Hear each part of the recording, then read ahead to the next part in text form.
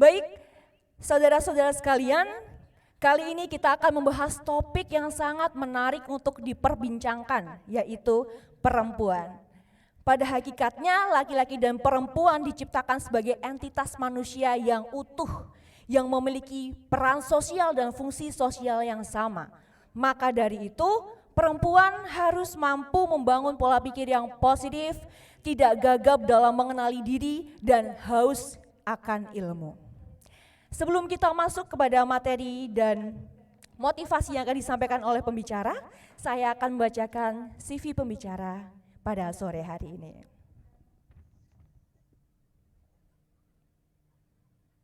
Nama beliau Shirley Anavita Rahmi SSS MSIP. Kemudian beliau berprofesi sebagai dosen paruh waktu dan pengusaha. Beliau pernah menempuh pendidikan di Hubungan Internasional Universitas Paramadina Jakarta, Indonesia dengan mendapatkan gelar Bachelor of Social Science. Kemudian dilanjutkan menempuh pendidikan di Fakultas Hukum dan Bisnis Swinburne University, Melbourne, Australia dengan mendapatkan gelar Master of Social Impact Investment. Kemudian beliau pernah mengikuti organisasi Wakil Ketua Dewan Kerja Nasional Pramuka, Wakil Ketua OSIS SMP Yapena Aceh, dan Wakil Ketua OSIS SMA Yapena Aceh. Penghargaan beliau sungguh luar biasa. Yang pertama, karya tulis terbaik pada Australia Conference for International Development. Kemudian juara 1 kompetisi menulis esai nasional diselenggarakan oleh Dewan Perwakilan Rakyat Republik Indonesia. Kemudian juara 2 AM President Leadership Academy Program by AM President Institute bekerja sama dengan Berita 1 TV. Lalu juara 1 kompetisi esai nasional pada di Indonesia IBTKI Connects 2012 Renewable Energy and Energy Conservation Conference and Exhibition. Kemudian karya tulis terbaik dalam Pertemuan Nasional Mahasiswa Hubungan Internasional. Dan yang terakhir penerima Paramadina Fellowship. Penghargaan dalam bidang agama, beliau menjadi finalis Dai Muda Pilihan Antv. Kemudian finalis Pilda Cil pemilihan Dai Cilik TV dan host MNC Muslim. Tidak hanya pengalaman dalam negeri yang sungguh luar biasa, Kak Shirley ini juga memiliki segudang pengalaman luar negeri. Yang pertama, penerima Australia Award Scholarship, delegasi terbaik Asia World Model United Station, kemudian juara 1 Naila National Australia Indonesia Language Award, kemudian penerima International Homestay Program in Australia, pertukaran mahasiswa ke Dubai, pertukaran mahasiswa studi sosial ke Chili, perwakilan Indonesia dalam International Youth Forum, dan yang terakhir pemimpin delegasi Indonesia dalam APR Jambore Laguna. Wah, sungguh menginspirasi. Kak Shirley ini sebagai perempuan kita perlu menyontoh prestasi-prestasi yang telah diraih oleh Kak Shirley. Baik, saudara-saudara sekalian, sebelum kita masuk ke materi, saya ingin menyampaikan bahwa nanti untuk teman-teman yang ingin menyampaikan pertanyaan bisa diketik di room chat Zoom. Dan link pembagian sertifikat akan diberikan di akhir acara ini. Baik Kak Shirley, sepertinya teman-teman sudah tidak sabar mendengarkan materi dan motivasi dari Kak Shirley. Untuk Kak Shirley, kami persilahkan. Baik, terima kasih. Najmi Laili ya? Najmi Laili. Iya, betul Kak. Pernah ketemu nggak sih Najmi? Mungkin dalam mimpi Kak. Oh belum, belum ya? Iya, Oke, baik, terima kasih. Luar biasa semangatnya teman-teman moderator kita Mbak Najmi. Semoga setelah COVID ini nanti selesai, saya bisa main nanti ke sana dan bisa ketemu sama teman-teman Imawati di sana. Amin. Bismillah. Assalamualaikum warahmatullahi wabarakatuh. Alhamdulillahirabbil alamin. Allazi khalaqal insana fi ahsani taqwim tsumma radadnahu asfala safilin. Asyhadu an la ilaha illallah wahdahu la syarikalah wa asyhadu anna Muhammadan abduhu wa rasuluh la nabiyya ba'dah. Teman-teman, Sally senang banget hari ini, sore ini bisa ikut hadir dalam kegiatan yang menurut Sally sangat positif.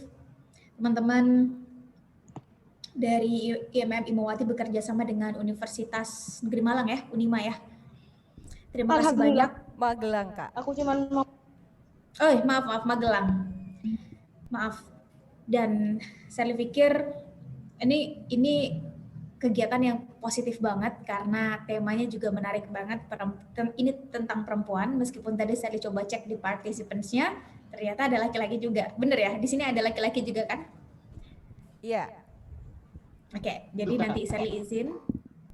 Mungkin akan sedikit menarik ke pembahasan yang sedikit umum, tapi memang dititik beratkan untuk perempuan. Jadi kawan-kawan yang laki-laki, ini bukan bermaksud untuk ada spesifikasi tertentu, enggak. Ini enggak ada spesifikasi gender, karena sebetulnya kita bicara tentang anak muda, ini sudah bukan lagi bicara tentang laki-laki dan perempuan. Izin di sini saya menyampaikan salam hormat kepada seluruh teman-teman panitia yang terlibat di balik layar ini. Terima kasih banyak sudah memfasilitasi kita semua untuk bisa ketemu, untuk bisa diskusi, dan untuk bisa sharing di sore yang berbahagia ini. Izin di sini Sally mungkin dikasih kesempatan untuk ngasih materi pemantik beberapa menit ke depan. Ini bukan karena ilmu Sally lebih, bukan karena pengalaman, bukan karena wawasan Sally lebih, sama sekali bukan. Bisa jadi di sini ada kawan-kawan kita, kakak kita, mas, mbak kita yang sebetulnya ilmunya jauh lebih banyak dari kita, yang sebetulnya jauh lebih pantas untuk lebih banyak berbicara. Jadi anggap saja ini adalah wadah kita semua untuk berdiskusi. Nanti di sisa 45 menit terakhir kita boleh berdiskusi. Silahkan kalau ada pertanyaan, masukan, saran, kritik, Sally sangat terbuka. Kalau memang ada yang Sally tidak bisa jawab, Sally akan tampung. Lain waktu kita ketemu nanti, insya Allah Sally bawa jawabannya. Juga yang saya hormati di sini, seluruh jajaran pimpinan yang kiranya berhadir, kawan-kawan di sini yang sudah meluangkan waktu, meluangkan kuota, meluangkan tenaga untuk ikut hadir. Yang jelas yang besar di sini kami tak sebutkan gelar, yang kecil kami tak sebut nama. Orang tua kami tentu dengan tuahnya, guru-guru kita tentu dengan ilmunya. Kiranya di sini ada ustadz ustazah yang berhadir pasti dengan berkalamullah dan berkitabullahnya. Tapi yang jelas anak muda pasti dengan semangatnya. Semoga meskipun udah sore-sore nih, udah Jumat sore menuju weekend, teman-teman masih semangat mengikuti seminar ini. Amin. Ini menarik teman-teman karena sebetulnya bicara tentang perempuan, saya lihat ada 3 pertanyaan nih. 3 pertanyaan dan akan ada cepat ya, siapa yang cepat? Siapa yang cepat nanti mungkin akan ada sedikit hadiah nih buat teman-teman untuk 3 orang paling cepat. Teman-teman panitia tolong dicek ya, nanti dikumpulkan namanya. Pertama adalah pertanyaannya terkait kita anak muda terkhusus perempuan. Biasanya kan anak muda itu butuh role model ya teman-teman. Nah, role model ini menurut teman-teman kita yang mencari atau role model yang menemukan kita sebagai anak muda? Role model itu idealnya adalah kita yang mencari atau mereka yang menemukan kita. Oke, silakan dicek. Jawabannya nggak ada benar, nggak ada salah. Silakan cek siapa yang paling pertama menjawab. Teman-teman panitia tolong bantu dicatat. Pertanyaan kedua adalah, ini saya langsung cepat aja. Nanti di tengah-tengah juga ada pertanyaan kayak begini yang akan mendapatkan giveaway dari Sally. Yang kedua adalah terkait kesempatan. Menurut teman-teman kesempatan itu ditunggu atau dibuat? Silakan. Kesempatan itu ditunggu atau dibuat? Wah, langsung banyak ini. Silakan teman-teman panitia langsung saja dicatat siapa yang paling cepat. Yang paling cepat karena kita bicara paling cepat. Sekarang zamannya yang cepat akan mengalahkan yang lambat. Oke? Sudah banyak nih kesempatan dibuat dan ditumbuk. Kesempatan ditumbuk. Oke? Kita lanjut ke pertanyaan ketiga. Siapa yang paling cepat ya? Sebutkan satu tantangan paling besar menurut teman-teman bagi perempuan untuk mengambil bagian dalam masyarakat. Silakan. Diri sendiri, percaya diri, speak up, gender, malas menutup aurat, kontribusi, dan lain-lain. Silakan teman-teman cek tadi yang paling atas, paling jawab, patriarki, dan lain-lain. Oke, silakan tolong dibantu dicatat 3 orang tadi yang menjawab pertama kali.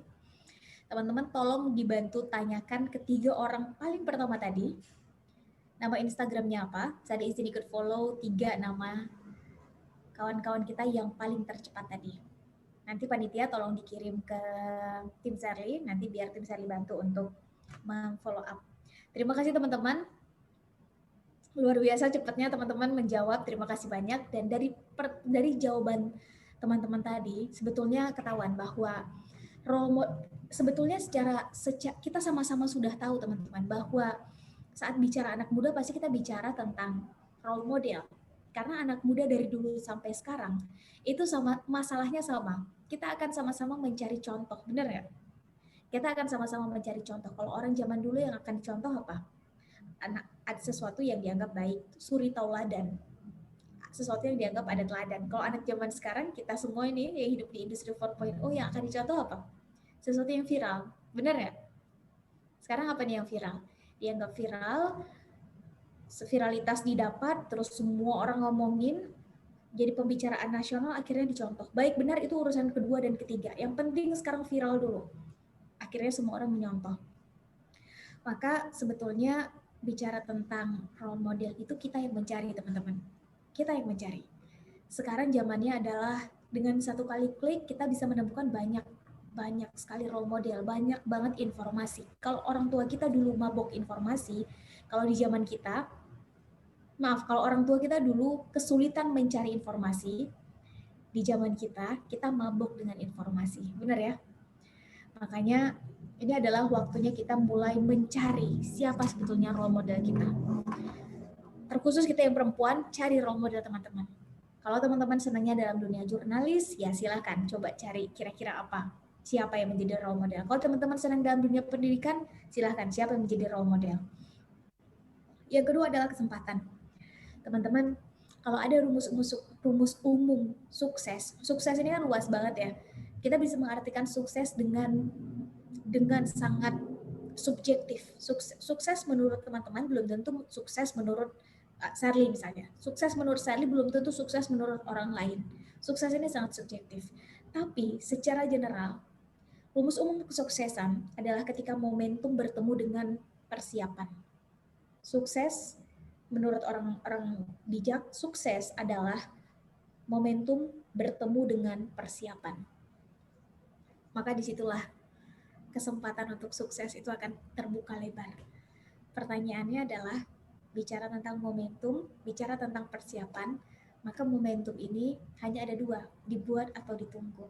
Dan ranahnya anak muda adalah creating, bukan lagi waiting. Momentum itu dibuat teman-teman. Mungkin ada beberapa momentum yang harus ditunggu, mungkin ada, karena melibatkan terlalu banyak variabel dalam kehidupan sosial. Tapi yang jelas, bagi kita anak muda yang sifatnya berubah dari bottom up, dari bawah ke atas, maka momentum dan kesempatan ini kurang lebihnya semua bisa kita buat.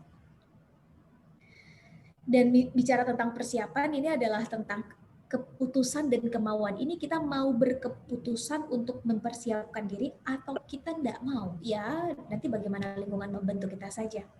Dan terakhir, tantangan terbesar untuk perempuan. Ini menarik, ada yang jawab patriarki, ada yang menjawab diri sendiri, percaya diri, omongan masyarakat, speak up. Teman-teman bisa sambil scroll up. Ini menarik banget. Speak up diri sendiri, izin orang tua. Yang nyaris ini kurang lebih jawabannya adalah dari dua.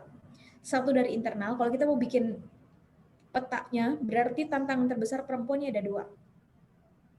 Satu dari internal, dua dari eksternal. Benar nggak? Dari internal adalah dari dirinya sendiri.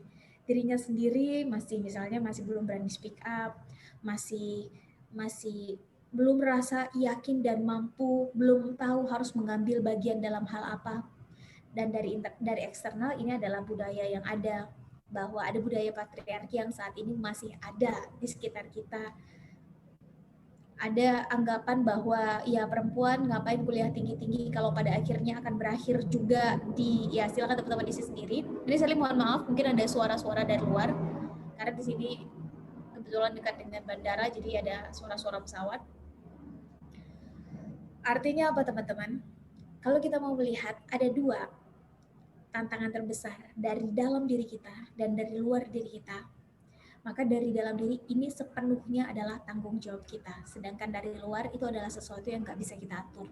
Kalau ada hal di dunia ini yang paling bisa kita atur, jawabannya adalah diri kita sendiri. Kita nggak bisa ngatur omongan orang, bener nggak?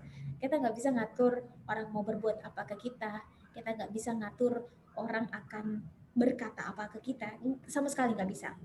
Jadi kalau ada hal yang bisa kita atur, jawabannya adalah mindset kita sendiri, diri kita sendiri. Dan dari tiga hal ini teman-teman, maka sebetulnya ini semua adalah tentang keputusan, kemauan, dan ini adalah tentang berubah. Kita mau berubah atau enggak. Karena ternyata 75 tahun kita merdeka, kita belum lepas dari yang namanya budaya penjajahan, itu belum lepas. Termasuk salah satu peninggalannya adalah patriarki. Silakan cek. Bagaimana dulu perempuan saat zaman penjajahan itu diperlakukan. Teman-teman bisa cek. Dan kalau kita mau tarik lebih jauh lagi ke 1400 tahun yang lalu, saat awal mula dakwahnya Islam terjadi, teman-teman bisa cek bagaimana perempuan itu diperlakukan. Bukankah itu yang disebut sebagai zaman penjajahan? Penjajahan ilmu, penjajahan secara sosial, penjajahan secara keadilan. Maka sebetulnya kalau kita mau ngecek sekarang, ini mindset kita belum merdeka, termasuk dalam kaitannya perempuan. Dan saya izin menarik diskusi kita menjadi lebih general dan bicara tentang ini semua teman-teman. Maka ini adalah tentang keputusan, kemauan, dan berubah. Hanya tentang tiga hal ini. Bukan sekarang mungkin impact-nya, tapi masa depan. Dan bicara tentang anak muda, kita pasti bicara tentang masa depan. Ini pasti. Karena anak muda nih, kita semua yang hadir di sini, yang saya asumsikan adalah anak muda. Ini nggak pernah menawarkan hari ini, kita nggak pernah menawarkan masa lalu, teman-teman. Anak muda yang kita tawarkan adalah masa depan, betul nggak? Karena anak muda ilmu kita sedikit, wawasan kita sempit, pengalaman kita belum ada, nyaris masih bisa dibilang pas-pasan. Jadi kalau ada orang yang menyepelekan teman-teman saat ini, ya anak muda bisa apa, belum punya pengalaman, nggak usah ngerasa insecure. Habis ini teman-teman udah bisa jawab. Justru karena kita anak muda belum punya pengalaman, makanya kita dibilang anak muda. Dan justru karena kita belum punya pengalaman, makanya yang kita tawarkan masa depan. Coba kalau misalnya anak muda seumuran teman-teman udah berani ngomong, menurut pengalaman saya 25 tahun di bidang ini. Terus kita bertanya dong, ini sebenarnya umur dia udah berapa? Benar nggak? Menurut pengalaman saya 30 tahun sesudah berkiprah di bidang ini. Terus kita tanya, dia mulai terjun dalam bidang tersebut, itu dari umur berapa? Apa dari sejak dia lahirkah misalnya? Justru dengan sedikitnya pengalaman kita, itu pertanda bahwa yang kita tawarkan adalah masa depan. Bukan sekarang dan bukan masa lalu. Dan bicara tentang masa depan teman-teman, ini menarik. Seorang aktivis kemanusiaan asal Amerika Serikat berkulit hitam dikucilkan dalam hidupnya. Udah berulang kali keluar masuk penjara, namanya Malcolm X. Sampai akhirnya dia memutuskan untuk memeluk agama Islam. Dan yang dia perjuangkan dalam hidupnya adalah persamaan derajat antara kulit hitam dan kulit putih di Amerika Serikat sampai jadi undang-undang. Udah terlalu banyak peneliti sosial yang nyebutin kalau ada presiden pertama Amerika Serikat berkulit hitam sebelum Obama, maka yang paling pantas adalah Malcolm X. Teman-teman, Malcolm X pernah bilang, the future belongs to those who prepare for it today. Masa depan adalah milik mereka yang mau mempersiapkannya hari ini. Dan bicara tentang masa depan, maka kita udah nggak bahas lagi nih kita laki-laki atau perempuan. Bicara tentang masa depan, kita udah nggak bahas lagi kita lahir di desa atau di kota. Bicara tentang masa depan, ini bukan tentang kita berasal dari keluarga dengan kondisi sosial ekonomi seperti apa. Bicara tentang masa depan, ini bukan tentang kita lahir ke dunia ini dari rahim perempuan mana, teman-teman. Tapi bicara tentang masa depan, ini adalah tentang persiapan. Siapa saja yang berani bekerja keras dan bekerja cerdas mengisi masa-masa persiapan ini, maka siap-siap, dia duluan yang akan dapat kesempatan untuk melihat masa depannya duluan. Dan ini menarik teman-teman, karena kesempatan itu lebih senang datang kepada mereka yang duluan melakukan persiapan. Kesempatan itu lebih senang hinggap kepada mereka yang duluan melakukan persiapan. Bicara tentang persiapan, maka sebetulnya tipe kita itu hanya dibedakan menjadi 4. Pertama adalah manusia-manusia yang pesimis.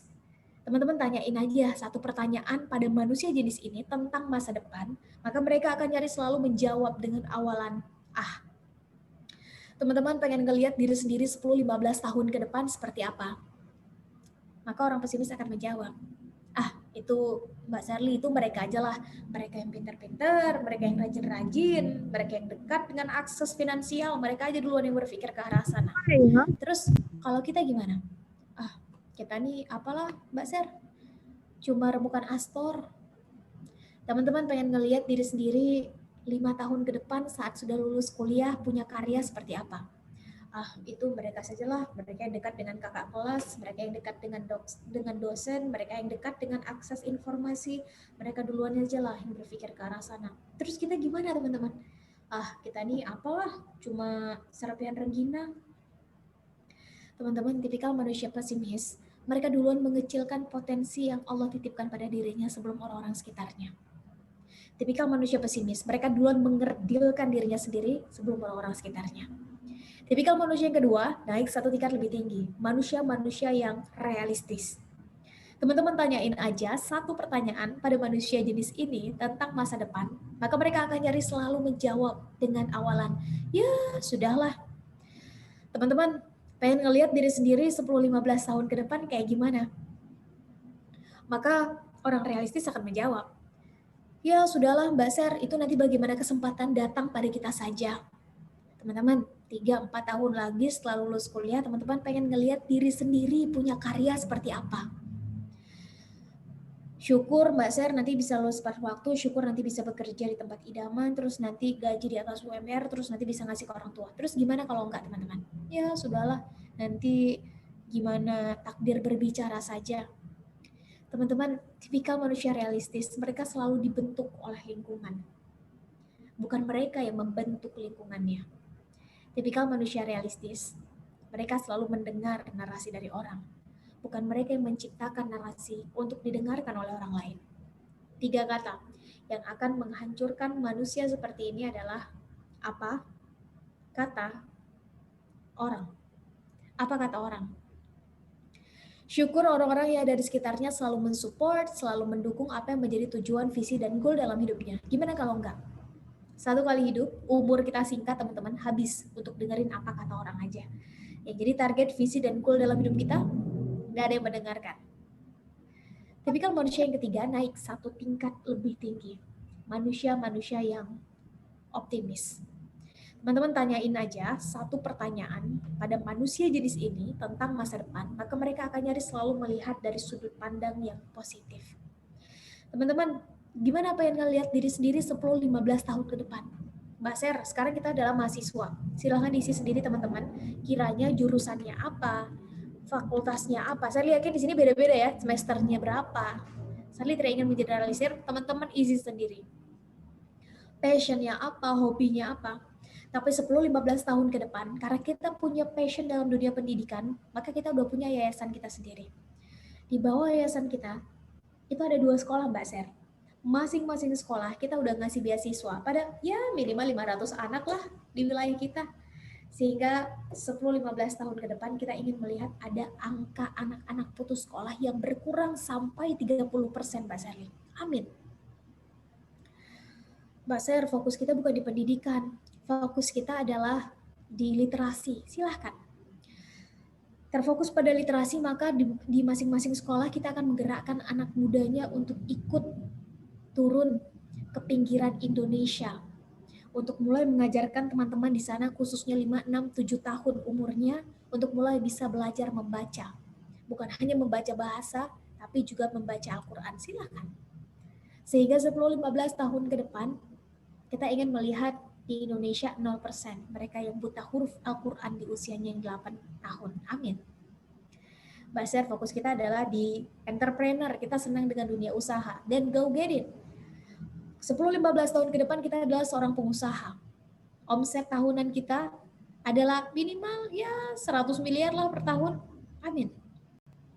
Kita udah membuka lapangan kerja minimal untuk 500 anak di Indonesia, khususnya untuk fresh graduate, sehingga akan ada angka pengangguran yang berkurang dalam waktu 10-15 tahun ke depan. Amin. Teman-teman, tipikal manusia kayak begini, ketika 1.000 orang mengatakan that's impossible, itu tidak mungkin, mereka akan jadi orang pertama yang akan mengatakan I'm gonna prove it, saya akan buktikan. Ketika orang-orang di sekitarnya menertawakan, mengecilkan, mengerdilkan apa yang menjadi tujuan, visi, dan goal dalam hidupnya, maka dia akan jadi orang pertama yang duluan memvisualisasikan apa yang akan terjadi ke depan. Di tangan manusia-manusia optimis, realitas sosial itu diciptakan, teman-teman, bukan lagi ditunggu. Di tangan manusia-manusia optimis, sesuatu yang tidak mungkin itu bisa jadi mungkin. Tipikal manusia yang keempat ini naik satu tingkat lebih tinggi, manusia-manusia yang progresif. Teman-teman tanyain aja satu pertanyaan pada manusia jenis ini tentang masa depan, maka mereka akan nyaris selalu menjawab dengan ide-ide yang kreatif. Karena kadang-kadang hidup kita ini terbentur dengan yang namanya aturan, betul nggak? Baik tertulis maupun tidak tertulis. Kalau tadi kawan kita bilang ada budaya patriarki, maka banyak budaya ini tidak tertulis tapi ada dan nyata keberadaannya. Sebagai mahasiswa nih, kita punya namanya aturan kampus, benar nggak? Aturan universitas. Nanti sesudah lulus, toga dipindah, alma mater dilepas, mungkin sebagian kita membuka lapangan kerja, mungkin sebagian kita bekerja terlebih dahulu. Tidak ada masalah. Tapi untuk kita yang bekerja dulu, maka nanti ada namanya aturan institusi tempat kita bekerja, aturan perusahaan, aturan lembaga tempat kita bekerja. Betul nggak? Mungkin di sini ada kawan-kawan yang sambil kuliah, sambil kerja. Sebagai warga negara, teman-teman, kita punya namanya aturan negara. Sebagai makhluk ilahi, kita punya namanya aturan ilahi. Teman-teman, kita hidup dengan aturan di dunia ini. Dan aturan itu yang membuat kita terus berada on the track. Mereka yang progresif ini tidak melihat ini semua sebagai halangan. Bagaimanapun kondisi menghimpit, situasi menjepit, kita akan terus keep going, keep moving. Orang-orang progresif selalu punya ide-ide yang kreatif, inovatif, tapi tetap solutif. Nggak bisa pakai cara A, pakai cara B. Nggak bisa pakai cara B, pakai cara C. Nggak bisa pakai cara C, masih ada 24 cara lain sampai huruf Z. Selalu ada ide-ide yang di atas rata-rata di tangan manusia-manusia progresif. Dan hanya akan ada dua hal yang terjadi pada manusia jenis ini. Satu, perubahan, dua, pembaharuan. Teman-teman, gak ada alasan bagi anak muda bersikap realistis, apalagi pesimis. Gak ada, teman-teman, dalam kamus hidup anak muda untuk bersikap pesimis. Satu-satunya tangga yang pantas bagi anak muda itu adalah optimis. Tangga yang ketiga, pelan-pelan kita mengupgrade diri menjadi manusia-manusia yang progresif. Pertanyaannya adalah, selama ini zona nyaman kita ada di mana? Betul nggak? Selama ini, orang-orang di sekitar kita membiasakan kita untuk berpikir, bertindak, mengambil keputusan, punya kebiasaan, habit, dan pada akhirnya karakter. Itu di tangga yang mana? Ini menarik, teman-teman, karena zaman berubah, waktu berganti, teknologi hadir. Mereka yang bisa berdamai dengan ini, maka siap-siap mereka akan ikut dalam pusaran akselerasi. Mereka yang nggak bisa berdamai dengan teknologi, maka siap-siap. Mereka akan diam di tempat, pelan-pelan mundur ke belakang. Mantan Presiden Amerika, Franklin, juga pernah bilang, when people stop changing, they are dying. Ketika manusia berhenti berubah, maka mereka akan mati. Mereka diam di tempat, pelan-pelan mundur ke belakang. Pertanyaan besarnya adalah, selama ini nih, kita, anak muda, bolehlah, kalau memang mau dispesifikkan pada perempuan, apa yang membuat kita berbeda antara kita yang sekarang, ini kita tanggal 23 Oktober nih, apa yang membuat kita berbeda antara kita yang hari ini dengan kita yang 5 tahun yang lalu? Mungkin sebagian besar dari kita masih menggunakan rok atau celana abu-abu. Apa yang membuat kita semua berbeda, teman-teman, antara kita yang hari ini dengan kita 5 tahun ke depan, termasuk Sally. Sally bertanya pada diri Sally sendiri. Maka sebetulnya dalam mengisi masa-masa ini, kualitas kita cuma dibedakan menjadi 4 tingkat lebih tepatnya. Yang pertama adalah mereka yang punya kualitas baik, Standar dasar manusia kan baik ya teman-teman. Gak ada manusia standar awalnya buruk tuh gak ada. Karena fitrah dasar manusia itu adalah baik. Maka mari sama-sama kita lakukan segala sesuatu amanah yang ada di depan kita, termasuk amanah kita sebagai perempuan, itu dengan standar baik. Nggak perlu kita bandingkan diri dengan orang lain. Wah, si X sepertinya dia dapat privilege tertentu. Wah, si Y sepertinya dia lebih begini. Wah, si C sepertinya dia lebih begini. Makin kita ngebandingin diri dengan orang lain, maka makin kita insecure. Dan lama-lama nanti jadi nggak bersyukur. Lakuin aja standar baik kita. Sebagai mahasiswa, kita punya tanggung jawab apa misalnya? Belajar, ngerjain tugas, dan lain-lain. Silahkan lakuin dengan standar baik. Teman-teman ikut organisasi, jadi ketua, jadi sekretaris, jadi bendahara, dipercaya menjadi ketua bidang, go get it, silahkan. Lakukan semua itu dengan standar baik. Teman-teman mewakili mewakili fakultas teman-teman, mewakili kampus untuk ikut dalam kegiatan nasional, lakukan dengan standar baik. That's it. Jadikan itu sebagai tangga pertama kita. Karena standar dasar, fitrah dasar manusia adalah baik. Kan gak ada manusia lahir ke dunia ini oe-oe terus langsung kepikiran untuk ngambil yang bukan haknya. Bener gak? Gak ada manusia lahir ke dunia ini oe-oe terus langsung kepikiran untuk ngegibahin orang kayak Ibu Tejo. Gak ada manusia lahir ke dunia ini oe-oe terus langsung kepikiran untuk korupsi. Gak ada teman-teman. Manusia lahir ke dunia ini fitrahnya adalah baik. Mari sama-sama kita kembalikan itu pada fitrahnya. Bukankah Islam datang justru untuk mengangkat derajat perempuan, bahkan saat perempuan itu lahir? Maka mari sama-sama kita pastikan, kita lahir sebagai perempuan ini sesuatu yang harus kita syukuri. Bukan kita kufuri. Bukan kita ingkari bahwa, ya saya jadi perempuan, coba kalau saya jadi laki-laki. Syukuri, karena itu anugerah dari Yang Maha Kuasa. Nggak bisa kita atur. Kita nggak bisa request sama Tuhan, minta untuk lahir sebagai laki-laki, sebagai perempuan, yang laki-laki pengen jadi perempuan, kan nggak bisa ya. Maka pastikan standar dasar kita dalam melakukan segala sesuatu adalah baik. Is a good one enough? Apakah jadi baik aja cukup? That's not enough.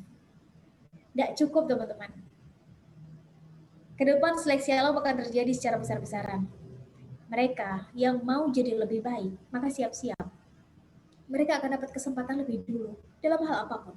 Dalam hal ilmu, dalam hal pengalaman, dalam hal wawasan, dalam hal networks, dalam hal apapun. Mereka yang lebih baik, mereka akan dapat kesempatan lebih dulu. Bahwa hari ini harus lebih baik dari kemarin, besok harus lebih baik dari hari ini. Dalam hal apapun, ilmu, pengalaman, network, skill, semuanya. Terus kita improve, jangan mau cepat puas dengan diri kita sekarang. Sekali kita merasa puas, sekali kita merasa cukup, udah selesai, di situ kita berhenti belajar. Apakah menjadi lebih baik aja cukup? That's not enough. Nggak cukup teman-teman. Dunia ini makin borderless. Kita yang di Indonesia sekarang, satu kali klik, itu bisa nyebarin informasi dan dapetin informasi sepersekian detik, bener nggak?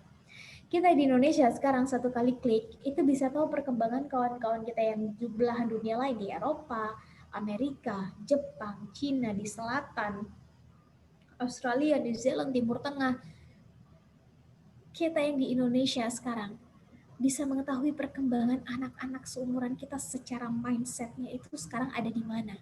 Badan bolehlah ada di sini, tapi pikiran harus mendunia, teman-teman. Jarak ruang dan waktu makin gak ada arti semakin ke sini. Kita semua sekarang gembar-gemborin 4.0, industri 4.0. Sebentar lagi kita akan masuk ke industri 5.0, era society, eranya konektivitas. Siapa saja yang tidak mau mengupgrade dirinya menjadi yang terbaik di bidangnya, the best one, siap-siap. Dia akan menjadi kualitas yang mediocre. Teman-teman jangan mau jadi kualitas mediocre, rata-rata. Karena mereka yang kualitasnya rata-rata, maju salah, mundur juga salah. Jangan mau teman-teman. Dari manapun bidang kita, skill kita, passion kita, saya yakin di sini kita tercatat 237 pasang mata hadir di sini. Saya yakin kita punya hobi yang berbeda, passion yang berbeda, skill yang berbeda, dari latar belakang keilmuan yang berbeda. Benar ya? Dan gak ada masalah. Silakan teman-teman pilih berangkatnya dari mana, tapi pastikan teman-teman adalah yang terbaik di bidangnya. Terus setiap hari be the best version of us. Pastikan itu menjadi target kita dalam mengembangkan diri. Jangan mau jadi manusia yang apa adanya. Pastikan kita terus improve diri menjadi semaksimal yang bisa kita lakukan. Apakah menjadi terbaik aja cukup? That's not enough. Dalam kesempatan baik kali ini, saya ingin mengajak kita semua untuk naik satu tingkat lebih tinggi. Manusia-manusia yang excellent, manusia-manusia yang sempurna di bidangnya. Sempurna bukan tanpa cacat, karena nggak ada manusia yang sempurna, nggak ada gading yang nggak retak. Kita semua pasti punya salah, pasti punya khilaf. Sempurna di bidangnya adalah mereka yang terbaik di bidangnya. Ini bukan hanya untuk dirinya sendiri, tapi untuk mampu mengajak orang-orang di sekitarnya untuk sama-sama menjadi lebih baik. Terbaik di bidangnya bukan hanya untuk dirinya sendiri, tapi mampu ngasih kepositifan, kebermanfaatan, dan keinspiratifan untuk orang-orang sekitarnya. Karena dunia bukan hanya mencatat orang yang paling kaya, teman-teman. Dunia bukan hanya mencatat orang yang paling cantik, wajahnya ganteng, parasnya, akan lekang semua itu dimakan waktu. Dunia juga mencatat manusia yang kehadirannya itu bisa ngasih impact untuk orang-orang sekitarnya. Dan lebih senang mencatat manusia kayak begini. Sebut aja siapa sekarang? Manusia yang di abad 20 dan 21 itu tercatat sebagai manusia yang punya karya dipakai paling banyak oleh manusia yang hidup di zaman tersebut, 20 dan 21 abad. Penemu Microsoft mungkin teman-teman ada yang ingat. Bill Gates dianggap terbaik di bidangnya, jelas. Nggak usah kita bahas kekayaannya karena majalah Forbes sudah selesai membahasnya. Bill Gates dianggap terbaik di bidangnya? Yes.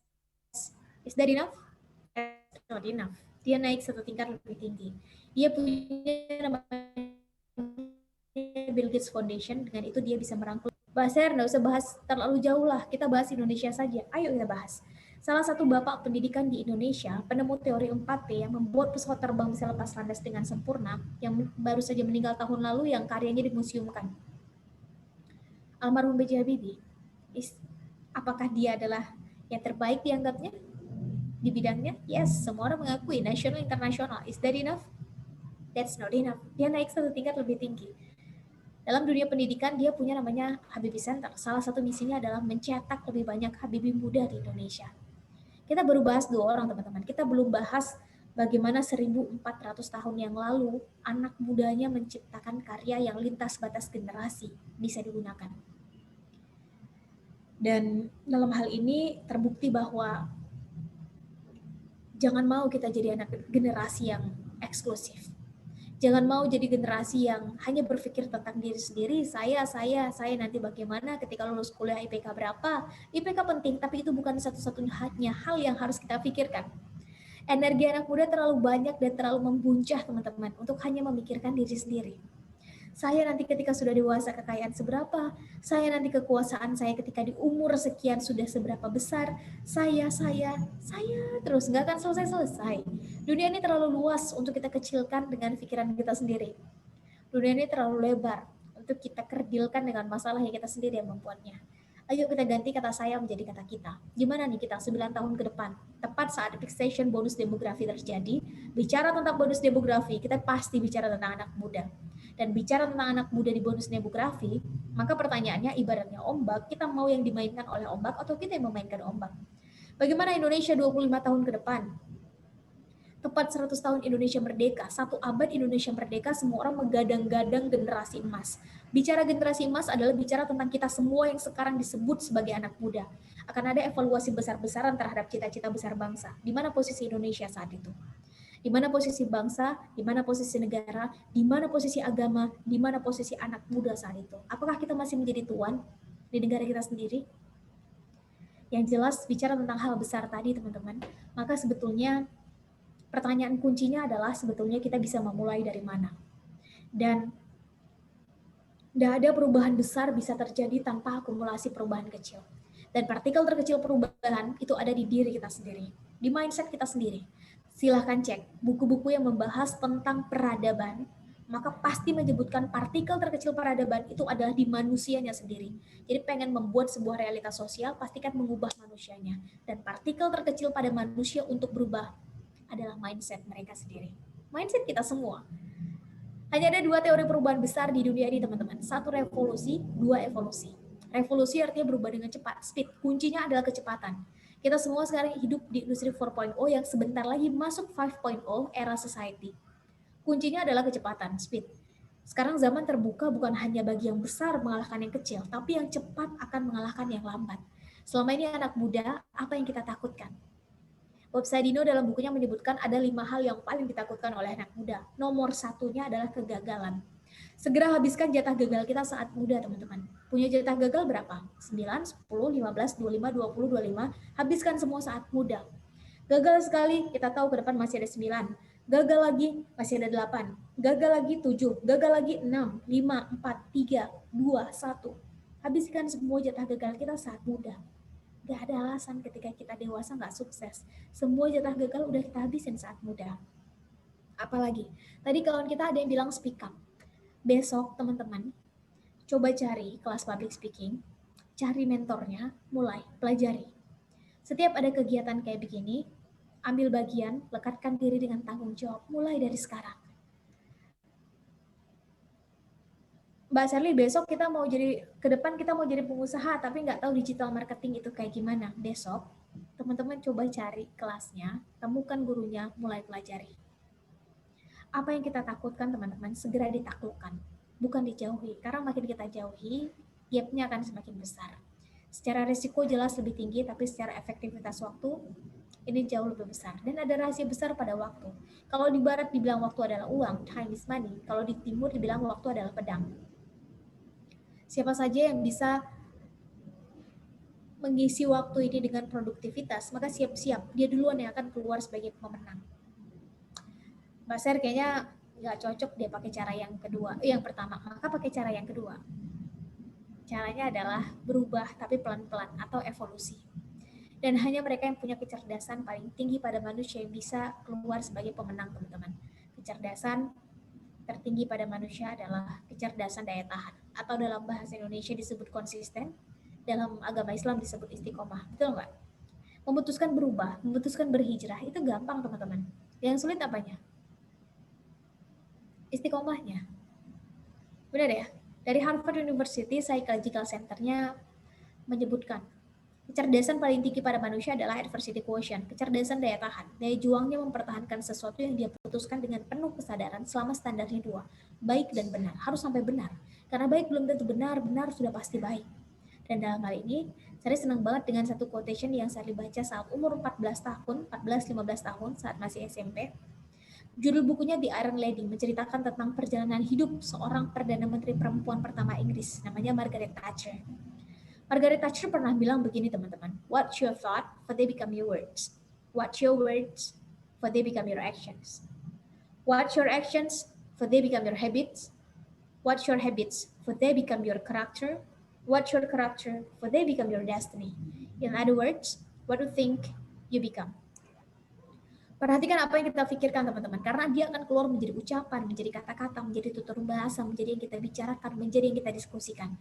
Perhatikan apa yang kita pikirkan, karena dia akan keluar. Perhatikan yang kita bicarakan, karena dia akan menjadi action, menjadi tindakan. Perhatikan tindakan kita, karena ketika diulang-ulang terus, dia akan menjadi habit, menjadi kebiasaan. Perhatikan kebiasaan kita, karena dia akan jadi karakter. Perhatikan karakter kita, karena demikianlah takdir kita. Dengan kata lain, apa yang kita pikirkan, demikian takdir kita.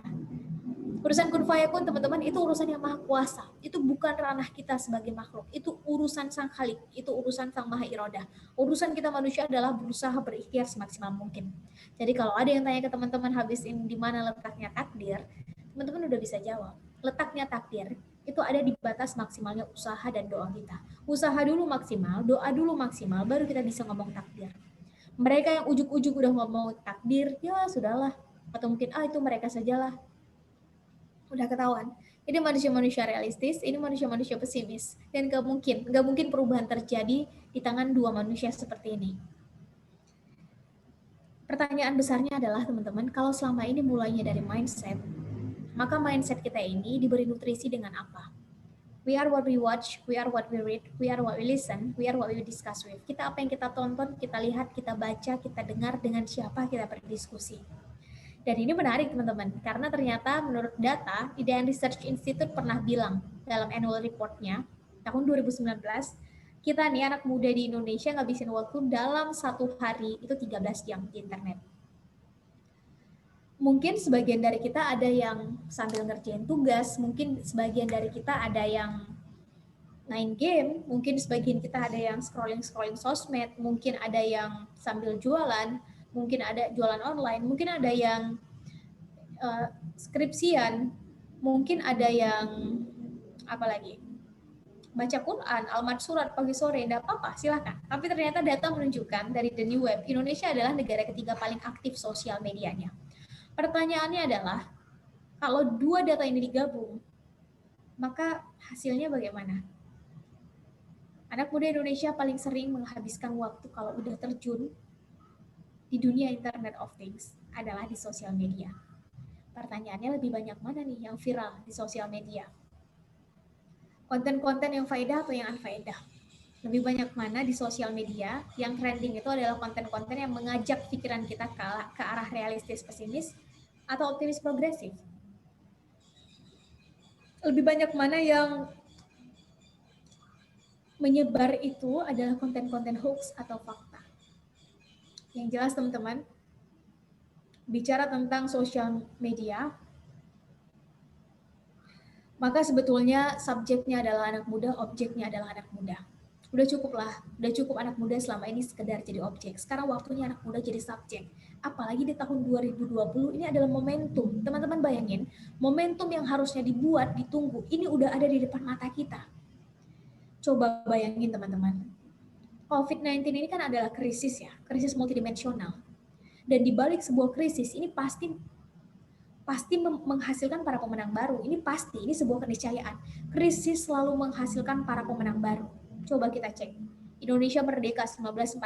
Terjadi krisis dulu nggak? Terjadi krisis. Indonesia dijajah dulu sekian lama oleh kolonial. Kemudian Indonesia merdeka. Apakah di balik kemerdekaan itu ada keluar para pemenang baru? Jelas. Ada kita mengenal Muhammad Hatta, kita mengenal Insinyur Soekarno, kita mengenal Jenderal Sudirman, kita mengenal Kiai Haji Agus Salim, dan lain-lain. Tahun 98 terjadi krisis. Apakah keluar para pemenang baru? Yes, meskipun secara finansial. 2008 terjadi krisis. Apakah keluar para pemenang baru? Jelas. 2020 terjadi krisis multidimensional. Semua orang sepakat. Apakah akan keluar para pemenang baru? Pasti. Dan kalau ada kelompok umur yang paling siap keluar sebagai pemenang menurut banyak para peneliti sosial, jawabannya adalah anak muda. Kenapa? Karena anak muda yang paling responsif, anak muda yang paling adaptif dengan yang namanya Internet of Things. Maka tahun 2020 ini adalah momentum bagi kita semua, tak mengenal laki-laki maupun perempuan, untuk ambil bagian. Udah cukuplah anak muda jadi penonton. Karena sejarah nggak pernah mencatat para penonton, teman-teman. Sekeras apapun kita berteriak, selama masih duduk di kursi tribun, yel-yel doang di kursi tribun, sejarah nggak akan pernah mencatat.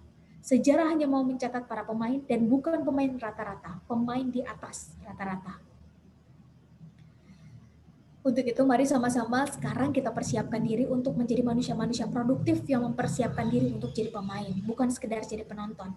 Mbak Ser, sekarang kita belum bisa jadi pemain utama, nggak apa-apa, jadi pemain cadangan aja dulu. Mbak Ser belum bisa juga jadi pemain cadangan, nggak apa-apa, turun dulu ke bawah, lihat nih lapangan seluas apa, kanan kirinya berapa, aturan mainnya seperti apa, pemainnya sekarang siapa aja. Kalau teman-teman mau ikut main sebagai siapa? Kiper, gelandang tengah, sayap kanan, sayap kiri. Silakan pelajari dulu. Karena mereka yang bersiap-siap, mereka duluan yang akan dapat kesempatan. Dan untuk mencapai titik ini teman-teman, kita semua perlu menjadi manusia-manusia produktif. Termasuk terkhusus untuk perempuan, jangan mau lagi jadi manusia yang sibuk teman-teman. Pastikan kita adalah manusia-manusia yang produktif. Manusia-manusia yang mempersiapkan dirinya untuk ambil bagian. Bukan hanya manusia-manusia yang sekedar mengikuti penetrasi sosial. Sosial berharap apa, sosial mengatakan apa tentang perempuan, terus kita ikut. Saya minta tolong saya dijadikan host, bisa? Saya mau share screen. Dan pastikan kita adalah manusia-manusia yang produktif, bukan sibuk, sekedar sibuk. Dan ada perbedaan yang sangat signifikan antara manusia sibuk dan manusia produktif. Manusia sibuk, itu apapun yang dia lakukan, itu didrive oleh satu goal tertentu, teman-teman. Semua kegiatan yang dia lakukan itu jelas tujuannya apa, goalnya apa. Sedangkan manusia sibuk, semuanya dilakuin, semuanya dikerjakan dalam waktu yang bersamaan. Dan ini adalah kelemahan perempuan. Kenapa? Karena dia main perasaan. Benar nggak? Kan sering tuh banyak yang bilang bahwa perempuan selalu main perasaan, sedangkan mereka yang produktif akan bermain dengan logika. Logika dan perasaan adalah dua hal yang berbeda, ibaratnya minyak dan air. Nggak bisa disatuin, teman-teman. Teman-teman menangkan logika, perasaan kita akan tumpul. Kita menangkan perasaan, logika kita akan menciut. Silakan teman-teman pilih sendiri mau pakai yang mana, tapi yang jelas untuk mengejar cita-cita, untuk mengejar goal dan target, pastikan kita menggunakan logika. Dan pastikan kita menjadi manusia yang produktif. Saya ingat banget, di tahun pertama saya kuliah, itu saya sibuk, saya ikut UKM itu hampir 5 UKM sekali waktu. Kebayang nggak sibuknya seperti apa? Belum lagi sebagai mahasiswa. Sampai akhirnya di tengah-tengah kesibukan itu, ada satu mentor yang mengingatkan, Charlie, kamu itu sibuk, bukan produktif. Teman-teman bayangin, kita lagi semangat-semangatnya mengerjakan sesuatu nih, yang kita senang, ketemu sama banyak orang. Terus, tiba-tiba mentor bilang kayak begitu. Kaget dong, Charlie jujur Charlie kaget. Terus akhirnya Charlie tanya begini, coba buktikan kalau saya produktif, saya ini produktif. Coba buktikan kalau saya ini adalah manusia yang sibuk, bukan manusia yang produktif. Maka saat itu mentor bilang begini, segera jawab 4 pertanyaan ini. Kalau kamu bisa menjawabnya, Sherly, maka kamu adalah orang produktif. Kalau kamu nggak bisa jawab, berarti kamu sibuk. Semua yang kamu kerjakan sekarang itu hanya sekedar mengisi waktu, bukan karena ada satu goal, ada satu tujuan. Sedangkan seorang yang produktif, they always start from the end. Mereka selalu mulai dari akhir.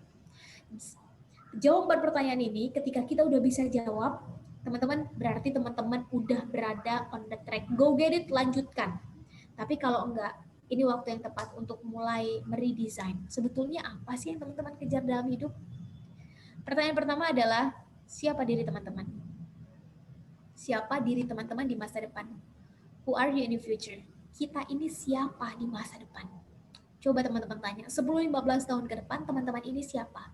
Segera set goalnya apa? Target teman-teman apa? Mbak Ser, saya mau menjadi seorang pengusaha. Silahkan. Mbak Ser, saya pengen jadi seorang penulis internasional. Silahkan. Mbak Ser, saya pengen jadi, silahkan teman-teman. Karena yang membatasi diri kita adalah, tadi kawan-kawan sudah menjawab di awal, diri kita sendiri. Termasuk perempuan, yang membatasi dirinya pada akhirnya adalah dirinya sendiri. Lingkungan sekitar itu pada akhirnya akan mengikuti kita. Karena tingkatannya adalah proof dulu baru trust. Bukan trust dulu baru proof. Kita buktikan dulu bahwa kita layak untuk dipercaya.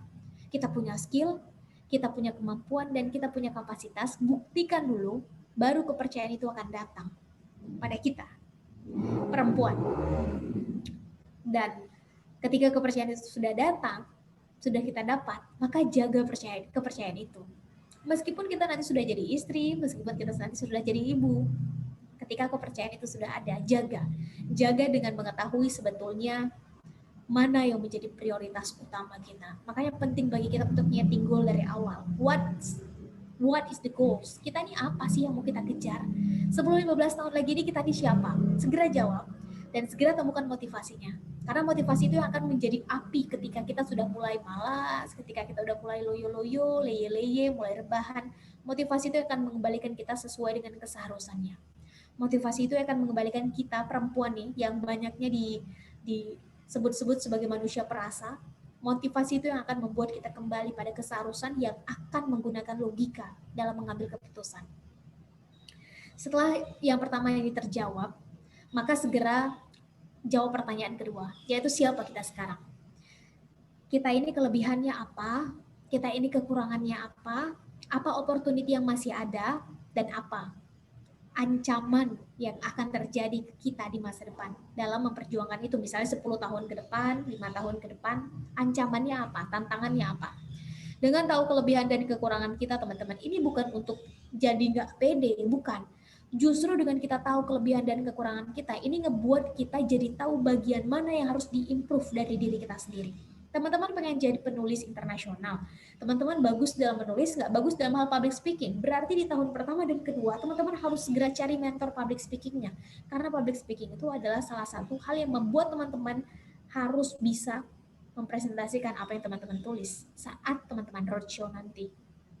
Misalnya, dengan mengetahui apa yang kita tidak paham, itu artinya kita tahu apa yang tidak kita tahu. Dan itu adalah starting awal seseorang akan melakukan improvement dalam dirinya. Mengetahui sesuatu yang tidak kita kuasai, justru adalah upaya kita untuk terus memperbaiki diri. Dan kita tidak mungkin memperbaiki kalau kita tidak tahu apa yang salah. Kita tidak mungkin terus berkembang kalau kita tidak tahu apa yang kurang.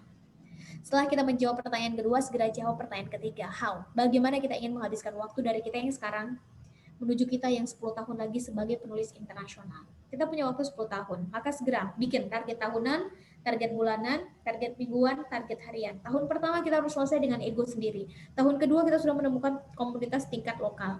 Tahun ketiga kita menemukan mentor, tahun keempat kita mulai terbitkan buku pertama, selesai kuliah, lanjut, membutuhkan pendidikan lanjutan atau enggak? Enggak butuh, Mbak Ser, karena saya lebih butuh pengalaman. Silakan.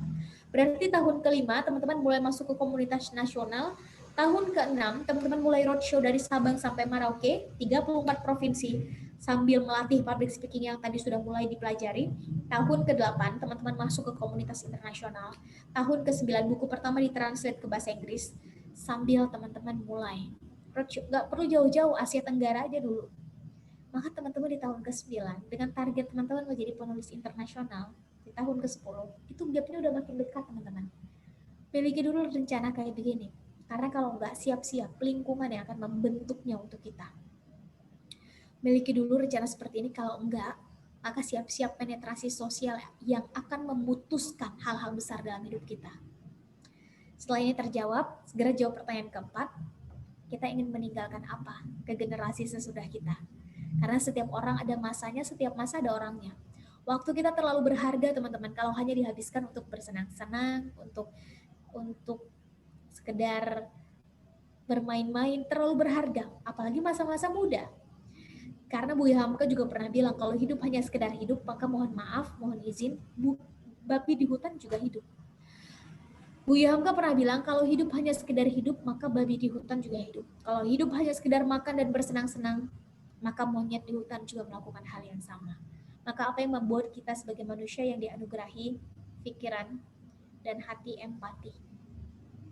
Kolaborasikan keduanya, maka siap-siap ke depan akan besar akselerasi dan gebrakan yang bisa kita lakukan. Dan ini tidak melihat laki-laki atau perempuan. Apalagi perempuan yang kiprahnya sangat ditunggu, apalagi di Indonesia masih sangat sedikit. Sehingga ketika teman-teman memberi warna, teman-teman adalah pemecah batunya, teman-temanlah pendobraknya yang nanti akan banyak diikuti oleh generasi sesudah teman-teman. Pada akhirnya teman-teman, ketika 4 pertanyaan ini dijawab, maka kita semua akan menjadi manusia produktif, bukan lagi manusia yang sibuk. Dan saya ingin menutup bahwa pada akhirnya nggak ada cita-cita yang terlalu tinggi, yang ada adalah langkah dan upaya kita yang terlalu pendek. Nggak ada visi hidup yang terlalu besar, yang ada adalah misi kita yang terlalu kecil.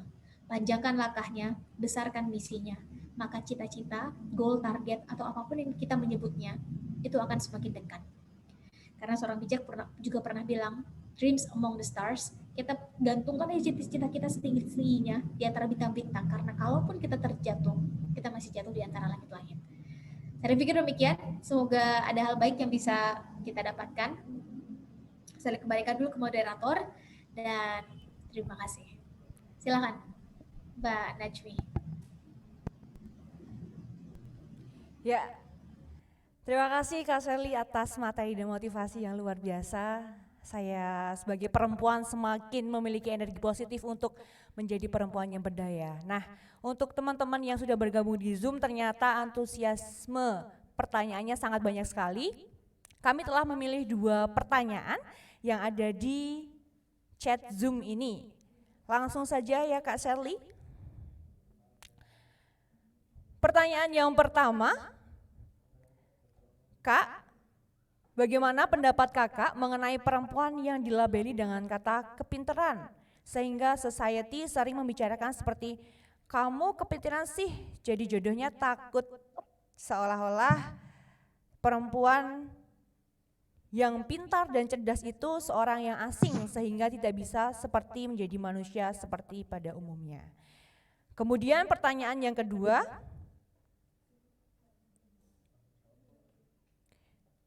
izin bertanya Kak, dari Ninditya Megaputri Syaharani, bagaimana cara menyikapi perempuan yang menjatuhkan sesama perempuan dalam masyarakat saat ini? Nah, tadi pertanyaan yang pertama disampaikan oleh Atika Putri Indriani. Langsung saja pada Kak Sherly untuk menjawabnya. Terima kasih.